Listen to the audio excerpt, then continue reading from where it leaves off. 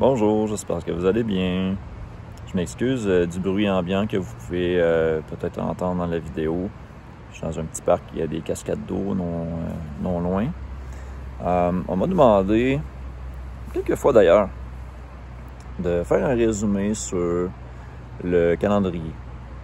Donc, c'est ce que je vais essayer d'entreprendre d'une façon relativement courte, en moins de 10 minutes. Je ne vais pas nécessairement vous parler dans l'ordre de toutes les vidéos dans lesquelles j'ai fait, mais je vais essayer de faire un tableau général. Que vous puissiez quand même discerner ces choses-là. Je m'excuse, il y a du vent, donc ça va peut-être faire un peu de bruit aussi dans le téléphone. Donc j'espère vraiment que vous allez pouvoir bien m'entendre. Donc très souvent, le sabbat, le 4e commandement, la plupart des chrétiens vont mettre ça le dimanche. Parce qu'ils vont dire, le dimanche, c'est le premier jour de la semaine, c'est ce jour-là que les disciples s'assemblent, c'est le premier jour de la semaine que le Christ est revenu à la vie, donc maintenant, c'est le dimanche. Bibliquement parlant, il n'y a aucune justification de ça.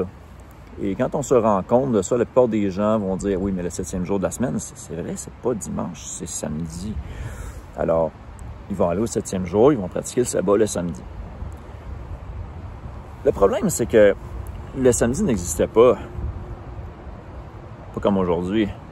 On a des preuves même que le samedi était le premier jour de la semaine, à une certaine époque, même au temps du Christ. Donc, ça amène vraiment des interrogations. Et là, on va avoir toutes sortes de raisonnements. On va dire, ah ben, mais le sabbat, de toute façon, c'est sur un cycle continuel de séjour, et le cycle n'a jamais été interrompu depuis la Genèse. Les Juifs d'Israël ont toujours tenu le sabbat, donc ils n'ont pas perdu le compte. On se base sur quoi? Sur la tradition seulement. Et pourtant, dans l'Écriture, c'est écrit que Dieu va faire oublier le sabbat à son peuple. Donc, c'est quand même très pertinent. Alors, quand on arrive à ces choses-là et qu'on se demande, mais comment on fait de bord? Comment on peut savoir? On revient à la base, on revient à la Genèse. Genèse 1,14 qui va dire que il a mis le soleil, la lune, les étoiles, pour donner les temps prescrits. Le psaume 104, verset 19, va dire que la lune sert au temps prescrit. Cette connaissance-là est quand même assez connue, dans le sens que on sait que les fêtes, les jours des mois, tout ça, sont calculés avec la lune. Mais très souvent, on va dissocier le sabbat hebdomadaire de ce cycle-là. Pourquoi? Tout simplement à cause de quelque chose qui est arrivé dans le temps de Constantin, autour des années 300, 400, et que cet empereur-là, Constantin, a tranché en faveur d'un culte le dimanche. Il a exalté le jour du soleil, le jour du dimanche, qui était une tentative pour unir son royaume entre les païens, les chrétiens, tout ça. Et ce que ça a créé comme problématique, c'est que les Juifs du temps se sont vus interdire le calcul du temps comme qu'il y avait avant, et ils ont été forcés de se conformer à une semaine grégorienne qui est venue par la suite, mais c'était un calendrier solaire uniquement avec un compte de séjour ininterrompu. Alors que Dieu, dans la Genèse, il met le soleil pour les jours, la lune pour les mois. Et clairement, quand le soleil se lève et se couche, on n'a aucune idée du jour de la semaine dans lequel on est. Il n'y a rien qui t'indique quel jour on est si on ne fait pas référence à un calendrier grégorien qui va nous donner le jour. 7 jours, ça pourrait être aussi bien du mercredi au mercredi, du lundi au lundi, pourquoi pas du vendredi au vendredi. Il n'y a rien qui nous dit vraiment, et tout ça, c'est des hommeries. Et quand on nous dit, ah oui, mais les Juifs, depuis Exode 16, la description du manna, ils n'ont jamais perdu le jour depuis ce temps-là, quelle preuve ils ont? Absolument aucune.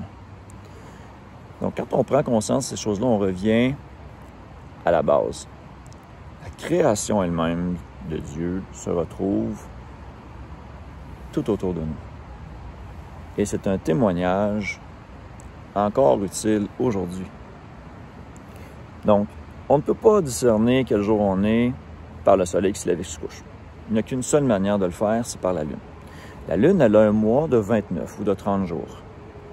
Avant, dans la Genèse, c'était toujours 30 jours. On avait 12 mois de 30 jours qui tenaient 360 jours par année. On le voit dans le récit du déluge en temps de Noé. Et ce calendrier-là est resté tout au long de l'Exode, du parcours au désert, des juges et même une bonne partie des rois, jusqu'à Ésaïe, juste avant l'exil, où il y a eu un signe dans le ciel et où l'ombre du soleil est revenue en arrière de 10 degrés. Quand on fait les calculs, on trouve que ce 10 degrés-là, du soleil seulement, a causé un décalage et a amené l'année à 365,2422 jours par année. Et aussi a fait en sorte que le mois lunaire passe de 30 jours à 29,52. Donc maintenant, on a des mois de 29-30 jours, dépendamment. C'est pas vrai qu'on a des mois de 28 jours. On a peut-être 28 jours où la Lune est visible, mais on a un cycle complet, par exemple de pleine Lune à pleine Lune, ou de quartier à quartier, ou de nouvelle Lune à nouvelle Lune, de 29,5, donc des mois de 29 ou 30, parce qu'on ne peut pas avoir une demi-journée dans un mois, puis un autre dans un autre mois. Donc, comment on fait aussi pour reconnaître comment le mois commence? Il y a différentes techniques, différentes façons de faire. La seule que j'ai trouvée qui puisse être, on va dire, conforme à l'Écriture, au récit de la Genèse, conforme aux signes qu'on voit célestes, parce que la Lune est un signe observable qui nous donne les journées de préparation, qui nous annonce d'avance les journées de sabbat. Donc, on a clairement, entre le premier croissant qu'on voit et qui nous confirme que la Lune n'est plus nouvelle, elle a déjà retrouvé sa lumière, donc les jours de nouvelle lune sont passés. Donc, on a toujours 1 ou 2 jours de nouvelle lune de transition entre un mois et l'autre. Donc, à partir du moment où on voit le croissant de lune au coucher du soleil, on compte. 1, 2, 3, 4, 5, 6, 7. Quand on arrive là, on voit qu'on est à un premier quartier. Très approximativement, on a plus ou moins 2%. On sait que le lendemain, c'est le sabbat. Et on compte encore 7, on arrive à la pleine lune. On compte encore 7, on arrive à l'autre quartier. Et on compte encore 7 et on arrive au dernier croissant. Et à ce moment-là, on retourne en jour de nouvelle lune et on attend voir l'apparition du croissant. Dépendamment si le mois est court ou si le mois est long, on va avoir 29 ou 30 jours. Donc, il y a toujours ce cycle-là. Et en réalité, les jours sont toujours les mêmes. Et les sabbats arrivent toujours le 8, le 15, le 22 et le 29 du mois. Et dans l'Écriture, tous les sabbats qu'on peut retrouver sont toujours sur ces jours-là. Il y a toutes sortes d'arguments qui sont avancés pour dire que les jours de sabbat arrivent d'autres jours que ces jours-là, mais c'est faux. Quand on prend le temps de regarder les narratifs, et même dans le Nouveau Testament, et on a plein, vraiment plein d'exemples, ça arrive toujours ces journées-là. Et là, il y a toutes sortes de théories qui vont essayer de réfuter ce calendrier-là. Ça vient souvent d'un manque de connaissances. Ça vient d'une opposition, de dire que c'est un calendrier qui remonte à Babylone, alors que c'est faux. Oui, Babylone utilisait un compte lunaire comme toutes les anciennes civilisations, parce qu'avant le signe des Écasses, toutes les grandes civilisations utilisaient un calendrier lunisolaire. Les Égyptiens aussi, les Chinois aussi, les Babylones aussi. Et ils avaient leurs propres coutumes et leur propre culte en rapport avec les astres, comme les Égyptiens avaient leur déité en fonction des astres et tout. Mais nous, c'est le Dieu créateur, le Dieu d'Abraham, d'Isaac et de Jacob que nous vénérons. Donc, il y a une différence à faire.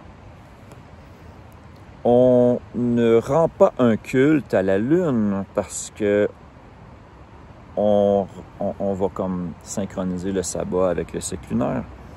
La Lune est le seul moyen de compter où on est dans le mois, de savoir où on est dans la semaine. Et avec l'expérience, on peut quand même rendre ça de façon assez précise, c'est surprenant. Donc, c'est vraiment de revenir dans une harmonie avec la nature. Et qu'est-ce qui définit un jour? Bien, Dieu le dit dans la Genèse, il a appelé la lumière jour et les ténèbres nuit. Alors, dites-moi, pourquoi est-ce qu'on commencerait un jour alors que les ténèbres arrivent? C'est une tradition, ça, babylonienne. On peut le remonter à Babylone, ça. Alors que dans l'Écriture, on a amplement d'exemples qui disent que le jour commence avec la lumière, même dans le récit de la résurrection. Tellement de choses à dire. Donc, c'est très, très simple. Quand on regarde ça, la Lune nous donne les jours du mois, les jours de la semaine, marque les sabbats, marque les fêtes. Et à ce moment-là, il n'y a pas de conflit. Il n'y a plus de conflit. Mais quand on regarde un sabbat qui est fixe, le samedi par exemple, et qu'on a des fêtes qui sont, elles, selon la Lune, alors on peut avoir un conflit entre les jours de nouvelle Lune, qu'on appelle les Rosh Chodesh, et le sabbat. un jour de nouvelle lune pourrait arriver un jour de sabbat, alors qu'Ézéchiel 46 nous dit que les jours de travail, les jours ouvrés, la porte du temple est fermée. Et les jours de nouvelle lune et les jours de sabbat, la porte est ouverte. Alors, si une nouvelle lune arriverait un jour de semaine, la porte est ouverte ou est fermée? Il ne peut pas avoir de bonne solution à ce genre de choses-là. La guerre de Jéricho est une guerre de 7 jours. Lequel de ces jours-là était le sabbat?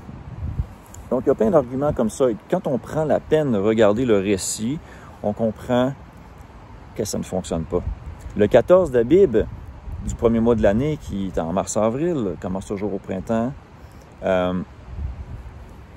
est une journée ordonnée pour tuer, faire un feu, et retirer l'agneau et tout ça.